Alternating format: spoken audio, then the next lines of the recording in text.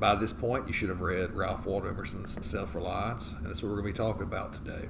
We're going to go over the most important remarks, his most important beliefs, and the reason he wrote it, and what self-reliance is. But first of all, let's just talk about Mr. Emerson.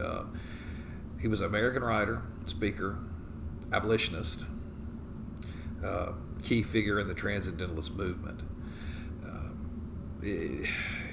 He was basically the father of it, and he really had this idea of, men and women, they need to rely on their own thought processes, not other people's thought processes telling them what they should do, and be independent. And he believed in the inherent goodness of mankind,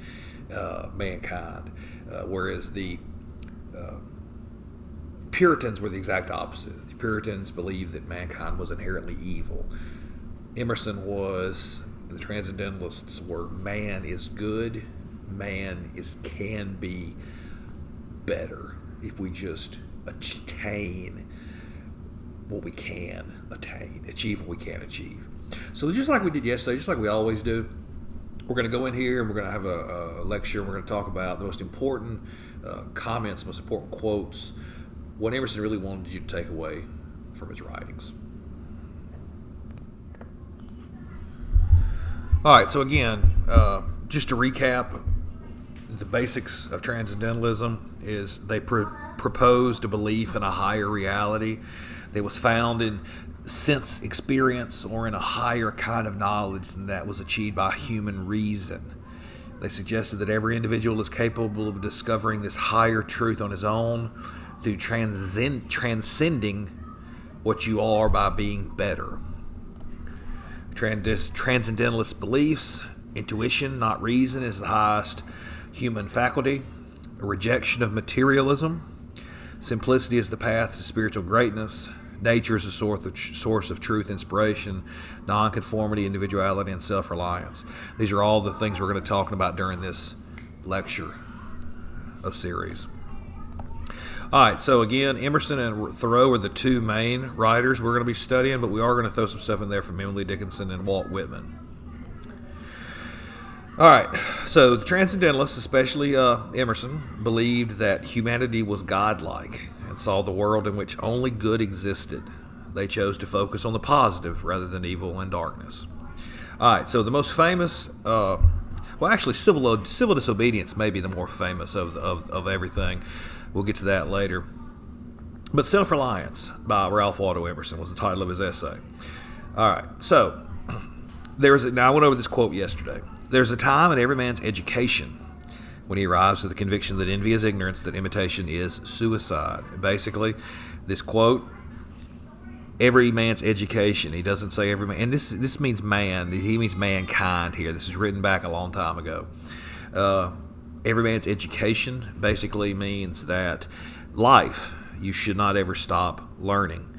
I conveyed the story yesterday about the 90-year-old woman, the 90-year-old man, the 80-year-old woman, and he was teaching her how to pump gas, and she was like, why do I need to do this, etc. And he said, I'm not going to be here forever. You need to know how to do this. This lady, 80 years old, she'd never learned how to pump gas, and she's learning how to do it.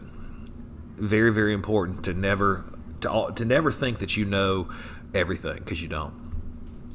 Envy is ignorance, trying to be like other people, not being happy with who you are, or being jealous of other people is ignorant. Imitation is suicide. Trying to be something you are not kills part of your soul. Trust thyself. It's more important to go with your gut. Don't second guess yourself. Whoso would be a man must be a nonconformist. Basically, if you are going to be a real man or a real woman or someone who stands up for what believed in and not be a sheep and not be just a follower and not be a fearful coward, you must be willing to go against what everyone else goes against if you don't agree with it, period. Nothing is at last sacred but the integrity of my own mind. Most important thing is being able to look yourself in the mirror and not being ashamed of what you see. Nothing is at last sacred but the integrity of your own mind. So it doesn't matter what you have to go against. The most important thing is you stand up for what's right, period.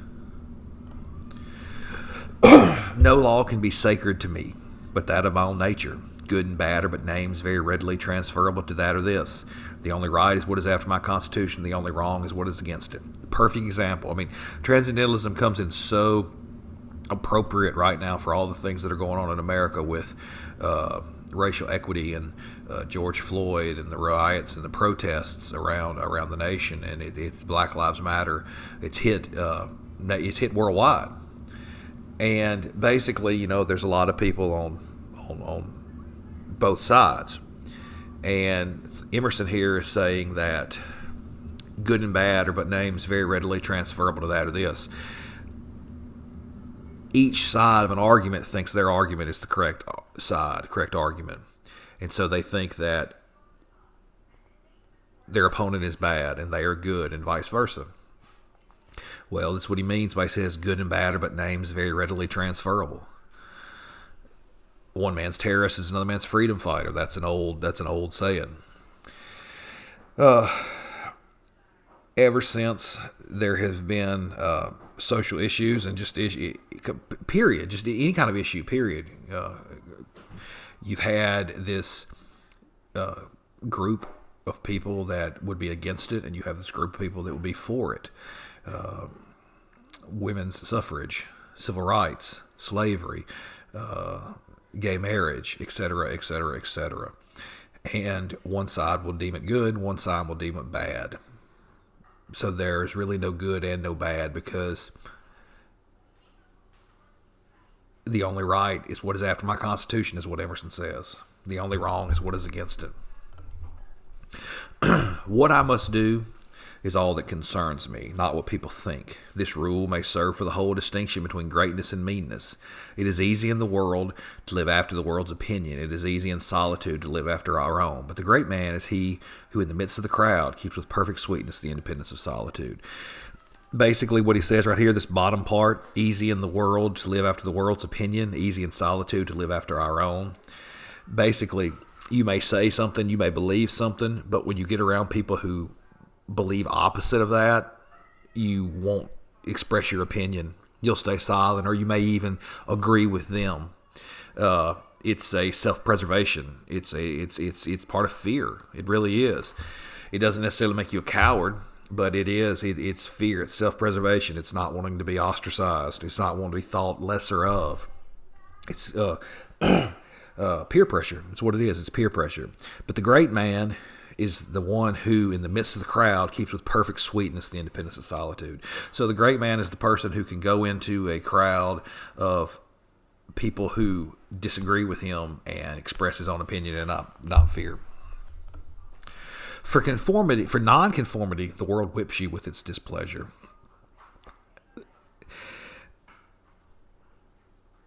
You should be familiar with this. And if you're not familiar with this, it's because you live around or you've met people who don't have different opinions than you.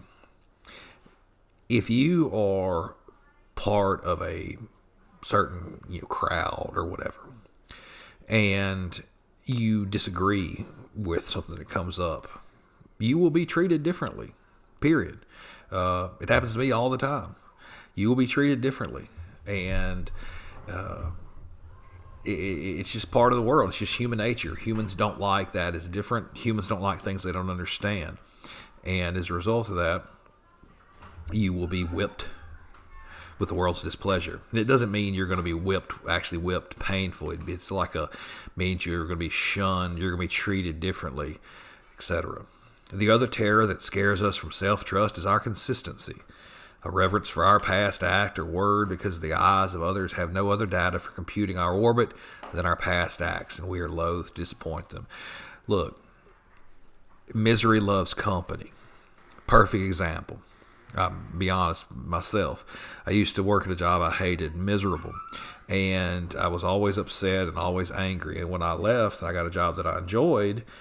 people who used to know me a certain way, they deemed me as being fake because I was happy, or I would say something on Facebook, social media. It's because they only knew me in one certain way. It's not their fault. It's just the way it is. So that's what I'm saying here. That's what Emerson is saying here.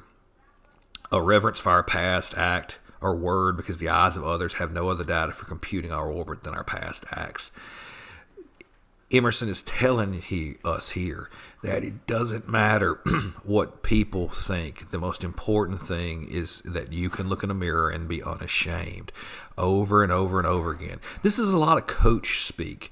A lot of the kind of stuff that, if you have a coach or an athlete, this is the kind of stuff that you may hear over and over again.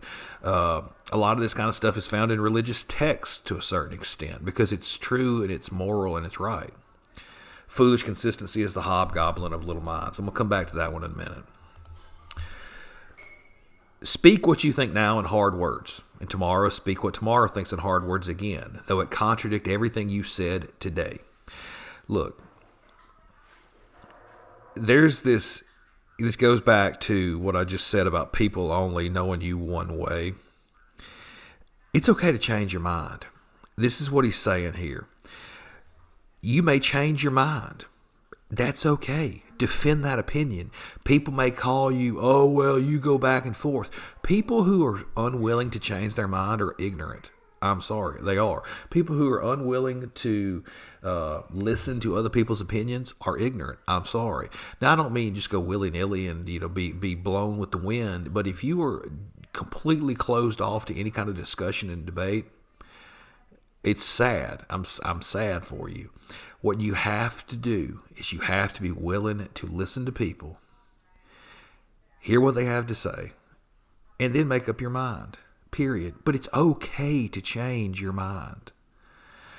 You shall be misunderstood. Is it so bad to be misunderstood? Pythagoras was misunderstood. Socrates and Jesus and Luther and Copernicus and Galileo and Newton and every pure and wise spirit that ever took flesh. To be great is to be misunderstood. We talked about this yesterday. Basically, if you're going to be great, if you're going to change the world, if you're going to do something beyond just a mediocre existence, you're going to make enemies. People are not going to understand you. People may hate you. All of those people that he named were in the same boat. To be great is to be misunderstood. Other Emerson quotations.